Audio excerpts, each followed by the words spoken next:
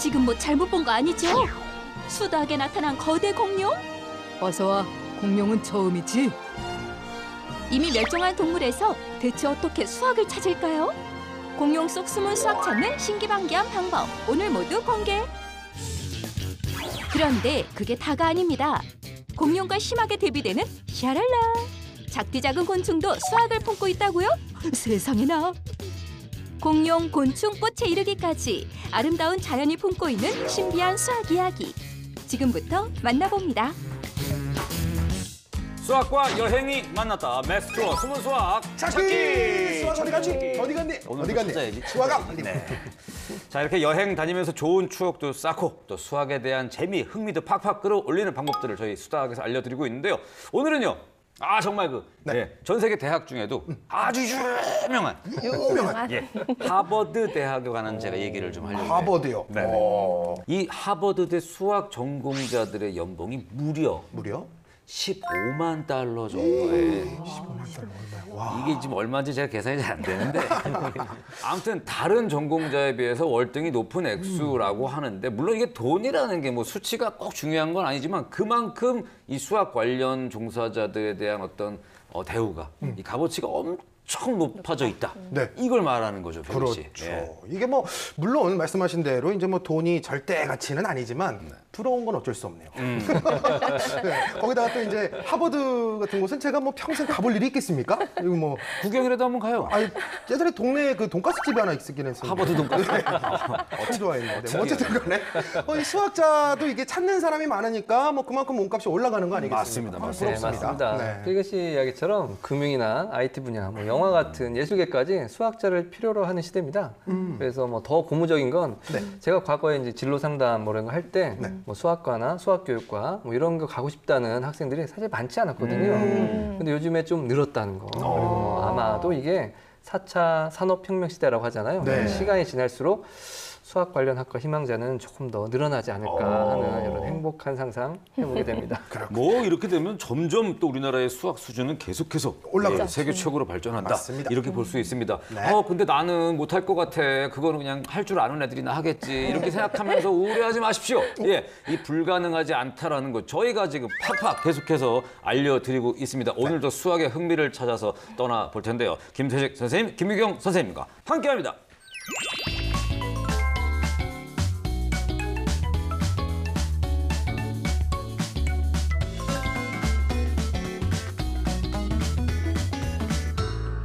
네, 오늘은 말이죠. 또 기존과는 조금 다르게 네. 뭔가 좀 자연에 더 가까운. 자연에 가까운 예. 어디예요? 이게 뭔가 좀 벌써부터 좀 푸릇푸릇한. 예, 막 그런 좀 느낌이 들거든요. 어딘데요? 생태박물관이었다. 생태박물관. 여기 뭐 식물도 있고, 네네네. 곤충도 있고, 그렇죠. 볼거리가 참 많은 곳 아니겠습니까? 네, 맞습니다. 생태란 건 자연현상 모든 것을 포함하고 있기 때문에 굉장히 범위가 넓다고 할 수 있어요. 네, 자연현상은 물론이고 뭐 생물체의 멸종이나 진화 관련된 이야기도 할 수 있고요. 그러네요. 그 막 먹이사슬 이런 것도. 네, 맞아요. 먹이사슬 그런 거잖아요. 별을 먹고 자란 메뚜기를 먹은 개구리를 먹은 뱀을 먹은 필근이 이렇게 가는. 되게 건강해 보이네요. 상위 포식자. 예. 다 먹었네. 네, 그런 이야기도 할 수 있고요. 네네네. 우리 자연 안에서 수학이 많이 숨어 있거든요. 네, 이런 이야기들을 어떻게 나누면 될지 오늘 다 알려드리겠습니다. 이게 범위가 넓다 그러니까 벌써부터 좀 이제는 우리가 뭐 우주 얘기, 뭐 과학 얘기할 때처럼 네. 이게 뭐 확장하면 끝도 없는 네. 오히려 뭔가 좀 축소를 해야 되는 게 아닌가 이런 걱정이 벌써부터 되는데 자, 일단 뭐 걱정은 영상을 보고 나서 하도록 하고요. 함께 생태박물관으로 떠나보겠습니다.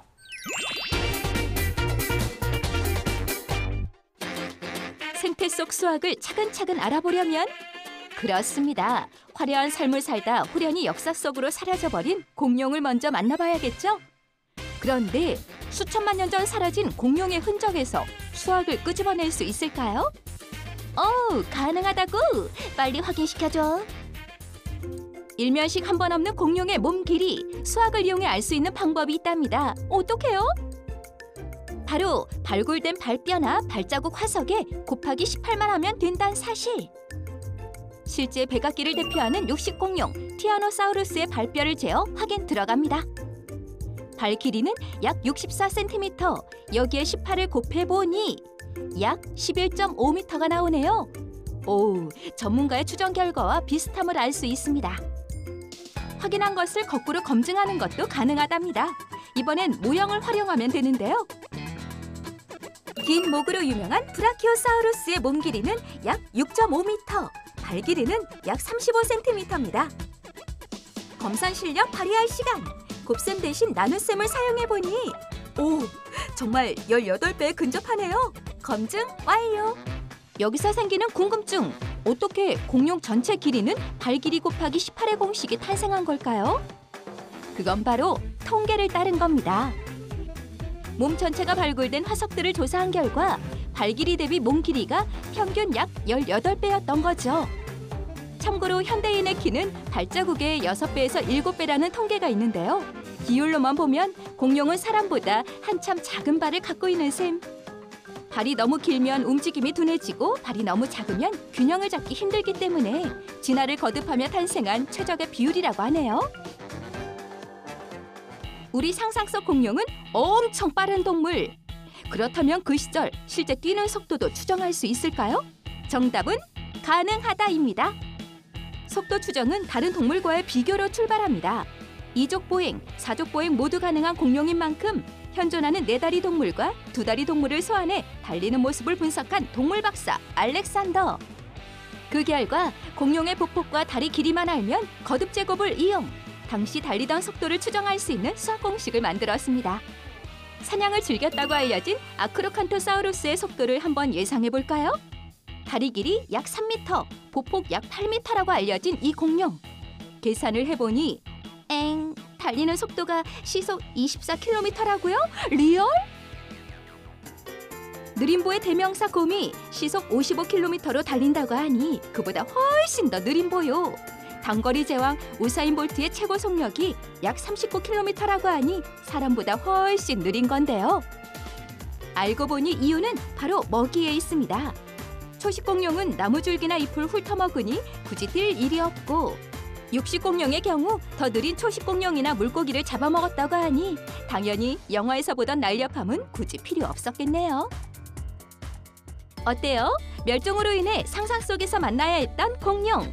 수학으로 한 발 더 가까이 느낄 수 있지 않으셨나요? 여기서 퀴즈! 공룡의 길이와 속도에 이어 나이도 알 수 있습니다. 공룡의 나이 어떻게 추정할까요? 야, 이 생태박물관에서 어떤 얘기가 좀 이렇게 거론될까 했더니 이제 공룡, 공룡. 아이들이 정말 좋아하는 네. 그런 주제 좋아하죠. 아니겠습니까? 맞습니다. 문제는 이제 우리가 문제죠. 그렇죠. 저도 이거 집에서 TV로 보면 재밌을 것 같아요.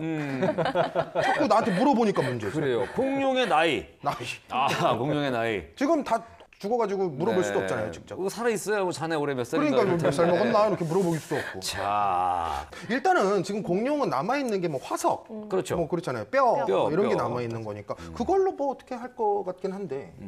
뼈에 무게를 달면 나이가. 아, 뼈에 무게를 달아서. 모르겠는데요. 답 한번 들어보죠. 이거 좀 어렵습니다. 예. 뭐 수학조사 우리 점점 나날이 발전하는 것 같습니다. 그래요? 저희가 저희가요? 그럼요. 뼈를 통해서 알 수 있는 것까지 잘 접근하셨어요. 그래요? 근데 마무리가 조금 아쉬웠는데요. 예. 공룡 다리뼈 단면이 발견됐는데 관찰해 보니까 나무 나이테 같은 게 있는 거예요. 아, 뼈예요? 예, 이게 성장선이라고 하는데 신기하게도 1년에 한 겹씩 만들어진다는 것을 밝혀낸 거죠.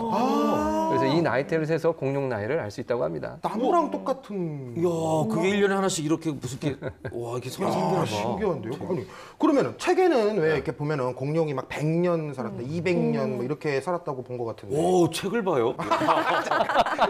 이 정도네.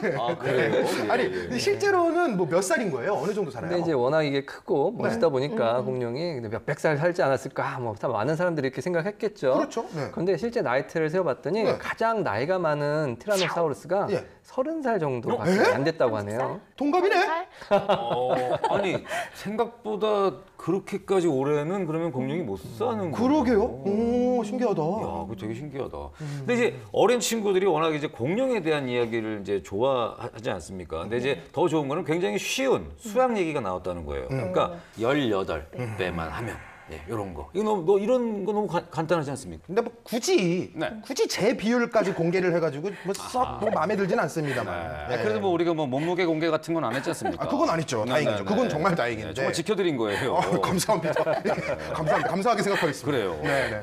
그런데 길이뿐만이 아니라 몸무게도 알려면 알 수는 있어요. 그래요? 제 몸무게를요? 그래요? 아니 공룡이요. 공룡이에요? 깜짝 놀랐네. 난 내 몸무게를 알아내려고 왜 굳이 이렇게까지 하시나? 아니요, 너도 조사하면 다 나와요. 네, 화석별을 토대로 살을 붙여서 네. 공룡의 모형을 만들고 그것을 물이 가득 든 그릇에 넣어서 네. 그 넘친 물의 양을 토대로 부피를 계산합니다. 그리고 그 다음에 현생 동물 중에서 공룡과 비슷하다고 생각되는 그런 파충류의 밀도를 그 부피에다가 곱해서 공룡의 그 질량을 구할 수가 있어요. 아니 근데 그 살을 언제 더 붙이고 있어요 그거를? 예를 들어서 네. 가로 세로 높이를 이렇게 10분의 1로 축소시킨 다음에 네. 그런 공룡 모형을 수조에 넣는 거죠. 그랬을 때 넘친 물의 양이 5리터라고 한다면 네. 실제 공룡은 그러니까 1000배, 5000리터가 될 거고요. 네. 그 부피는 5세제곱미터라고 할 수 있어요. 여기에다가 공룡의 뼈나 근육의 평균 밀도로 추정이 되는 1세제곱미터당 800kg을 곱하면 네. 공룡의 질량은 4000kg이 되는 겁니다. 네, 4톤 정도 되는 거죠. 4톤. 아니 그러니까요. 이게 근데 뭐 이론상 너무 좋은데 네. 수조에다가 담궜다가 이걸 어떻게 하지? 물 딱 쏟는 순간 엄마가 와서 팍 뭐가 네. 네 살이나 빼. 그러게 말입니다. 네. 네, 이런 문제는 사실 서술형 문제로 많이 나오는 문제거든요. 네. 알아두면 좋을 것 같고요. 게다가 우리 들이 부피, 뭐 밀도, 질량 뭐 이런 개념들에 대해서 확실하게 이해할 수 있을 것 같아서요. 네. 그림을 그려가면서 이해하면서 풀어보면 좋을 것 같습니다. 아니 사실은 이거 뭐 DNA를 어떻게 추출해서 어떻게 뭐 복원하고 막 이런 복잡한 얘기인 줄 알았는데 그게 아니라서 오히려 반갑습니다. 맞습니다. 근데 주라기 월드 그 보면은 네. DNA 가지고 막 복원하고 그러기는 하던데 그게 되는 건가요? 예. 근데 영화는 영화일 뿐이죠, 사실. 그렇죠. 너무 예. 오래전 멸종된 동물이라 이게 DNA 추출이 어렵습니다. 그렇죠. 네. 공룡 복원은 현재까지는 뼈 조각을 찾았다 하면 네. 수학에서 합동과 대칭을 토대로 뭐 맞은편 다리와 뭐 발가락을 맞춰가는 것 정도 할 수 있습니다. 예. 아니, 그러면 고고학자랑 역사학자는 대칭만 잘하면 될 수 있어요. 또 그렇게 갑니까? 네, 아니죠. 사실 뭐 아니, 그 다음부터는 이제 복잡한 과정, 뭐 예를 들어서 갈비뼈는 어떻게 배열하는지, 척추는 또 어떻게 결합해야 하는지 등 사실적 복원을 위해서 뭐 과학, 뭐 수학적 전문 지식이 당연히 있어야 됩니다. 뭐 또 복원할 때는 뭐 3차원 디지털 뭐 기술을 토대로 모형을 또 만들게 되는데 이런 3D 작업에는 뭐 미분 방정식이라든지 뭐 약간 좀 어려운 수학적 지식이 들어가니까 수학은 또 필수라고 할 수 있고요. 이렇게 어려운 작업을 하시는 분들인데 죄송합니다. 제가 오늘 너무 쉬운 얘기들이 나오길래 제가 혹시 나도 고고학자가 될 수 있나라는 생각에 망언을 제가 했네요. 아니 죄송합니다. 뭐 할 수도 있겠지만 네네. 뭐 현실적으로 조금 네. 늦었다. 이런 생각이 늦었나요? 예. 아니 이 메스 투어를 한 후에 이 관련 책이나 영화를 보는 것도 굉장히 좋을 것 같은데요. 네, 맞습니다. 공룡을 시대별로, 특징별로 분류해 놓은 그런 책 같은 경우에 이런 것들을 보면서 이해하는 것 자체가 우리 수학 활동이라고 할 수 있죠. 그리고 또 공룡 카드를 가지고 직접 분류해 볼 수도 있을 것 같아요. 네. 뭐 고생대, 신생대, 뭐 중생대 또는 뭐 육식동물, 초식동물 또 뭐 하늘에 사는 동물, 뭐 바다에 사는 동물, 땅에 사는 동물 이런 식으로요. 맞아. 다양한 분류가 가능하겠죠. 초식 공룡은 그 브라키오사우루스 뭐 그런 거. 네, 브라키오사우루스. 브라키오. 브라키오. 네. 브라키오였구나. 괜찮습니다. 예. 네, 육식이 이제 뭐 티라노사우루스. 또 하나 또 기억나는 걸 또 해보자면 이제 뭐 83년 3월에 태어나갖고 이제 125cm의 키를 갖고 있고 25kg의 초능력이 있고 둘리요. 공룡이잖아요. 네. 기억력 대단하시네요. 우리 초등학교 2학년 때는 분류학의 단원이 있거든요. 이때는 다양한 분류 기준에 따라서 여러 가지 방법으로 분류해보고 네. 이런 여러 가지 자료들을 표나 그래프로 정리하는 것 이런 것들 배우거든요. 이런 거 연계해서 같이 해보면 좋을 것 같습니다. 알겠습니다. 이게 왠지 생태박물관 이렇게 그 생태라는 단어 때문에 이게 뭔가 좀 접근하기 어렵지 않을까, 부담스럽지 않을까 했는데 아이들 눈높이에 맞춰서 이렇게 적재적소에 설명해 줄 수 있는 것들이 많아서 참 좋은 게 아닌가 이런 생각이 들고요. 자, 메스투어 생태박물관 다음에 또 어떤 이야기가 준비되어 있는지 바로 만나보도록 하겠습니다. 사람의 힘이 미치지 않았음에도 물이 흐르고 아름다운 꽃이 피는 신기한 자연. 이 안에도 믿을 수 없는 수학이 숨어 있습니다. 먼저 곤충을 만나볼까요? 나풀나풀 우아함의 대명사 나비만 살펴봐도 수학이 보이는데요. 바로 양쪽 모양이 같은 대칭입니다. 대칭 중에서도 가운데 선을 기준으로 접었을 때 완전히 겹쳐지는 것을 선대칭이라고 하죠. 나비가 한치의 오차도 없이 선대칭을 이룬다고 합니다. 정말 좌우 똑같죠? 더 놀라운 건 좌우 무늬까지 대칭을 이루고 있다는 겁니다. 우와! 이런 선대칭은 거미, 잠자리, 장수풍뎅이, 하늘소 등 대부분의 곤충에서 발견됩니다. 물론 이유도 있습니다. 아름다움 뿐 아니라 균형이 주는 이로움 때문인데요. 만약 선대칭을 이루고 있지 않다면 천적이 다가오는 등의 위급한 상황이 발생했을 때 균형을 잃어 도망치기 힘들다는 사실. 곤충의 아름다운 모습 그리고 안전한 이동은 대칭이란 수학 원리 덕분에 가능한 거였네요. 이런 신기하고도 신비한 현상 또 있습니다. 바로 식물도 연산을 한다는 사실. 네? 식물이 수학을 한다고요? 어떡해요? 낮 동안엔 햇빛으로 에너지를 얻지만 밤엔 그게 불가능한 식물. 그래서 그 긴 밤엔 저장해 놓은 탄수화물을 사용해야 하는데요. 그때 탄수화물 비축량과 소비 속도를 알아서 계산한다고 합니다. 그 신기한 일을 하는 장본인은 애기장대라는 풀. 그리고 이 애기장대가 쓰는 계산은 바로 나눗셈. 쉽게 말해 저장된 탄수화물이 10, 밤이 10시간인 여름엔 10 나누기 10, 시간당 1의 탄수화물을 쓰고요. 추운 겨울 탄수화물을 8밖에 저장 못했는데 밤이 12시간으로 길어졌다면 8을 12로 나눠 시간당 약 0.67의 탄수화물을 배분해 쓴다는 거죠. 양을 계산하는 식물 정말 놀랍죠. 다만 지능을 가지고 실제 계산을 한 게 아니라 알고 보니 몸속에 그런 기능이 내재돼 있다는 것을 사람들이 발견한 거라고 합니다. 어쨌든 정말 신기하네요. 식물 속 숨은 수학 또 있습니다. 바로 식물의 신비 끝판왕이라 불리는 피보나치 수열. 앞 두 개의 수를 더하면 만들어진다는 이 피보나치 수열을 전체 식물의 무려 92%가 따르고 있다니 지금부터 자세히 들여다볼게요. 먼저 꽃잎. 백합은 꽃잎 하나로 이루어져 있고 붓꽃은 3장, 동백꽃은 5장, 코스모스는 8장, 금자나는 무려 13장의 꽃잎을 갖고 있다는 사실. 와, 진짜 피보나치 수열이 많네요. 어떻게 이런 일이 가능할까요? 바로 고호 때문입니다. 꽃 속 암술과 수술을 보호하기 위해 꽃잎이 이리저리 겹쳐나는 과정에서 피보나치 수열을 따르게 된 거죠. 또한 잎은 꽃잎과 반대의 경우 서로 가리지 않고 최대한 햇빛을 잘 받을 수 있게 어긋나고 돌려나게 됐는데 세어보니 피보나치 수열을 따르고 있었다네요. 겹쳐나지 않게 혹은 서로 겹쳐나야 해서 이유는 다르지만 수열이 같은 신기한 현상. 그런데 더 신기한 게 있습니다. 바로 이 피보나치 수열은 우리가 흔히 알고 있는 1대 1.618의 황금비와 관련이 있다고 합니다. 여기서 퀴즈! 이 피보나치와 황금비 어떤 관련이 있을까요? 자, 곤충과 식물 이야기가 나왔습니다. 이 피보나치 수열은 이제 저희가 지난번에도 한번 얘기를 나눴기 네. 때문에 뭔지는 알고 있습니다. 네. 하나씩 계속 더하는 거죠. 네. 1 하면 두 개 더해서 1, 2, 1하고 2니까 1, 2, 3, 2하고 3이니까 1, 2, 3, 5 이렇게 계속 더해가는 거. 네. 자, 여기에서 네. 깔끔하게 계속 더하니까 뭐 황금비 아닙니까? 딱 떨어지잖아요. 편한 대로 생각하시는군요.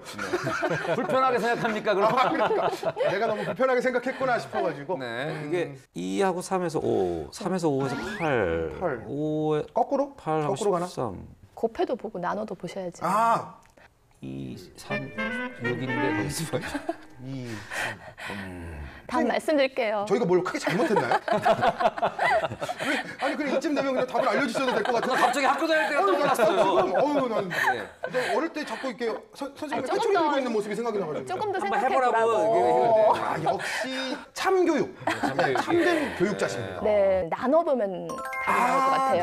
나눠요? 네, 나누기요? 피보나치 수열에서 그 연속한 두 수들을 나누었을 때 네. 1대 1.618이라는 그런 황금비에 근접한 그런 비율을 나오거든요. 그래요? 네. 21 나누기 13은 약 1.615, 34 나누기 21은 약 1.619, 네, 55 나누기 34는 약 1.618 이런 식으로 거의 이제 거의 비슷하죠. 1.6에서 이렇게. 네, 황금비를 이렇게 피보나치 수열에서 얻을 수 있다는 것을 처음으로 발견한 네. 그런 수학자가 우리 지난번 우주편에 나왔던 우주편에 나왔다? 케플러. 케플러. 네, 케플러예요. 참 확실히 호기심이 참 많았던 것 같아요. 네네네네네. 네, 여기서 우리 친구들도 항상 물음표를 갖고 궁금해하고 직접 뭐 실측도 해보고 또 뭐 실험도 해보고 하면서 이런 사실들을 알아내고 또 이미 알고 있던 사실들도 뒷바꿀 수 있는 그런 것을 탐구해 보셨으면 바랍니다. 사실 뭐 그냥 단순히 수학적인 지식뿐만이 아니라 이런 어떤 그 접근에 대한 예, 이런 것들까지도 알려드리는 수다학입니다. 그렇습니다. 참 대단한 프로예요. 네. 예. 아니 그나저나 참 놀라운 거는 나비가 좌우가 그렇게까지 똑같아요? 이게 아니 그러니까 사람도 하다못해 이게 다르다고 그렇죠, 하는데 다르죠. 이 곤충 속에 들어있는 수학 얘기도 이게 좀 너무 지금 흥미롭거든요. 재밌죠. 네. 사실. 곤충의 눈에서 육각형을 볼 수 있거든요. 네. 그래서 뭐 사람은 카메라 렌즈처럼 물질 상이 하나로 맺히는 구조거든요. 이게. 네. 그런데 잠자리 같은 곤충을 보면 육각형 모양의 네. 난눈이 촘촘히 모여서 여러 개의 상으로 맺히는 겹눈 구조입니다. 그래서 실 잠자리는 난눈이 1만여 개, 10,000개 정도 되고 10,000개. 왕 잠자리는 28,000여 개나 된대요. 28,000개? 네. 아니, 그러면 뭐 어떻게 되는 거예요, 그게? 그러니까 시야를 아주 넓게 확보할 수 있다는 거죠. 그래서 앞이나 옆은 물론 뒤도 보인다는 거죠. 야, 이게 그래서 그랬구나. 잠자리 잡을 때 이렇게 가는데 이게 귀신같이 도망가잖아요. 소용없어요. 소용없어요. 왜요? 그러니까. 아, 저것 때문에? 아, 난 또 내가 너무 이게 무거워서 쿵쿵 소리가 나서 도망간 줄 알았어요. 그것도 그렇고. 아, 그것도 그렇다고요? 아, 그것도 맞구나. 이런 곤충의 특성은 네네. 우리 사람들의 편리한 생활에 이용되기도 합니다. 잠자리는 날갯짓을 많이 하지 않아도 유유하게 비행하는 네, 맞아요. 그런데도 불구하고 잘 날잖아요. 네네네. 이런 걸 이용해서 우리 헬리콥터의 비행 원리 이런 데 활용될 수도 있고요. 또 반대로 장수풍뎅이는 네네네. 그 속날개가 1초에 30번이나 퍼덕인대요. 빠르다.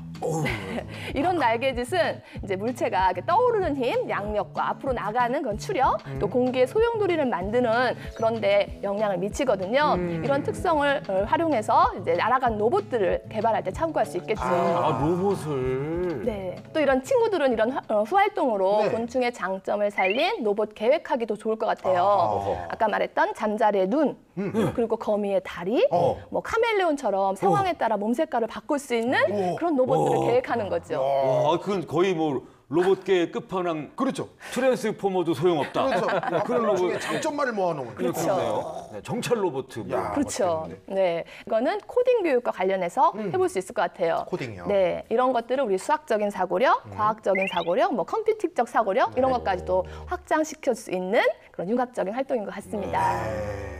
야, 이게 뭐 로봇까지 저희가 지금 확장이 좀 됐는데요. 네, 그러게요. 저는 이게 이 식물들이 햇빛 많이 받으려고 알아서 이렇게 알아서 이렇게 하다가 피보나치 수열을 이루게 됐다라는 게 이게 너무 신기한 거 아니겠습니까? 맞습니다. 예, 요런 그 식물 속 요런 얘기들이 또 뭐가 있을까요? 네. 지난번 우리 고궁에서 네. 테셀레이션 이야기를 했는데 맞아요. 프랙탈 구조라는 것도 좀 쉽게 이해할 수 있는 도형이거든요. 네. 그래서 프랙탈은 사실 이게 좀 말이 어렵지. 이걸 좀 모양을 좀 설명하자면 닮은 어떤 구조가 네. 끊임없이 반복되면서 전체 구조를 만드는 거예요. 네, 네, 뭐 네, 네. 쉽게 얘기해서 대표적인 것으로 고사리 같은 거 있거든요. 고사리. 잎의 일부분을 확대해 보면 전체와 동일한 모양이 좀 계속 반복되는 걸 알 수 있거든요.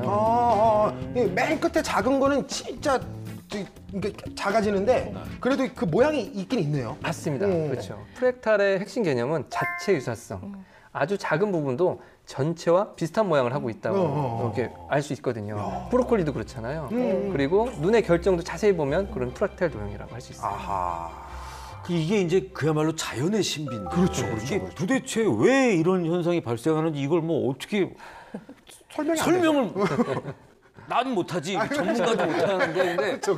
어쨌든 그 안에서 또 규칙을 찾고 아름다움을 찾을 수 있다는 거 이런 멋진 도형은 정말 직접 이렇게 만들어봐도 참 재밌지 않을까 그렇겠네. 싶거든요. 네, 가능합니다. 네, 이런 유명한 프랙탈 도형들이 인터넷에 많이 있거든요. 네네네네. 정삼각형 안에 또 같은 정삼각형을 그려놓고 또 정사각형 안에 이렇게 닮은 정사각형을 그려넣는 그런 활동들이 있어요. 네네네. 또 입체도 있어요. 바로 프랙탈 카드로 만들어 볼 수 있거든요. 프랙탈 카드. 네, 이런 것들이 다 감각이나 창의력을 올라가게 하는 그런 만들기 활동입니다. 야, 요거 이렇게 딱 펼치면은 거기 산타 할아버지가 꼭대기에 쭉 이렇게 등장하는 거잖아요. 아, 재밌네요. 저거. 실제로 제가 제자들과 스케일이 조금 크게 만들어 본 적이 있거든요. 그래요? 근데 이제 프랙탈 도형을 만들 때는 원래는 네. 어떤 도형이 있어서 뭐 예를 들어 뭐 중점을 잡고 네. 어떤 그 안에 규칙을 정해서 점점 작은 닮은 도형을 만들어가는 걸로 설명을 해요. 근데 실제로는 저희가 그렇게 만들기 어렵잖아요. 그렇게 네네. 만들긴 불가능하니까 그렇죠. 사실 작은 것을 만든 다음에 이걸 서로 붙여서 연결해서 크게 만들었었어요. 그럼 진짜 네. 커지겠네 스케일이. 와, 스케일이 엄청난데?